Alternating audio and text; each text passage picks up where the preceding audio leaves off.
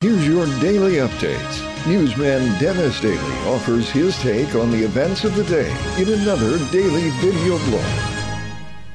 Hi, and thanks again, everybody. We have been spending the past couple of days during this lost part of summer looking at some lost movies that I found in my archives. And one of the really great movies that I always thought was horribly overlooked is a Frank Capra film done in 1948 with an all-star cast, but I bet you have never seen it. And yes, it contains one of those rip-roaring speeches you hear in all the Frank Capra movies. Of course, in Meet John Doe, there's the one Barbara Stanwyck gave, and of course Gary Cooper in that movie, and Jimmy Stewart starring in Mr. Smith Goes to Washington, and also that great speech in It's a Wonderful Life. Well, this one is given by Spencer Tracy. It's a Tracy Hepburn movie. Quickly, the plot. A 23-year-old Angela Lansbury inherits a magazine, very similar to Time. She is dared by Adolphe Menjou that she cannot get someone elected president just by publicizing him.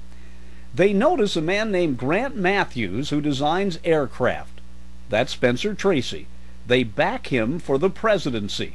They begin to write his campaign speeches, and by the time the movie nears its end, he is completely manipulated. A big TV extravaganza is planned where he will make a speech from their estate on Cape Cod. But at the very last minute, Katharine Hepburn says she won't participate because she sees the sham. Well, I'm not going on, Grant. I can't. To millions of people, I'm supposed to say I know my husband to be honest, uncompromising, fearless. I could have said that once and meant it, but not anymore. Not after he met up with you, Jim Conover, you, and you, Kate Thorndyke.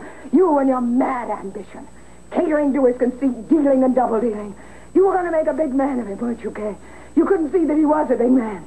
Well, you killed him. That won't be Grant Matthews. Those people here tonight, it'll be a shadow, a ghost, a stooge mouthing words that aren't your own, thoughts that aren't your own. You've killed Grant Matthews, and he's a party to his own murder. Well, I won't be. But Grant Matthews' wife, Katharine Hepburn, is convinced that she has to go on and read the prepared speech, even though the words choke in her throat. And then, surprisingly, on live TV, the husband interrupts her. I thought you were going to stay honest. Program. We will resume from Grant Matthews' home. Ladies and gentlemen, this is Grant Matthews. I'm sorry to interrupt, but I can't take any more of this. Don't you shut me off. I'm paying for this broadcast. Don't cut him off. Give him a chance. It'll cost me my job. Ladies and gentlemen, make radio history. What's that another speech you just heard Mrs. Matthews make, she doesn't believe a word of it. When she told you that I was a good husband and a man of courage and the rest of that tripe, the words were choking in her throat. A few minutes ago, she told me what she really thought of me. She called me a coward and said that I had sold out my ideals to a gang of corrupt politicians. And she was right. Then she was telling you the truth. Stop him, somebody. I have as much right to run for president as a gutter rat. Cut him off. Please, cut him off. I wanted to tell you that we Americans are the hope of the world. And the secret of our great plenty is freedom. And we've got to share that secret and that plenty with the other nations of the world. And I wanted to tell you that we face a great problem. Because when people are cold and hungry and scared, they gather together in panicky herds, ready to be led by communists and fascists who promise them bread for freedom and deliver neither. Quite a movie.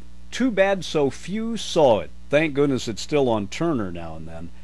If you watch the whole thing, State of the Union from 1948, you'll see a lot of things in it that would eventually come true in American political campaigns of the future. Now, the past. I'm Dennis Daly with your daily news update.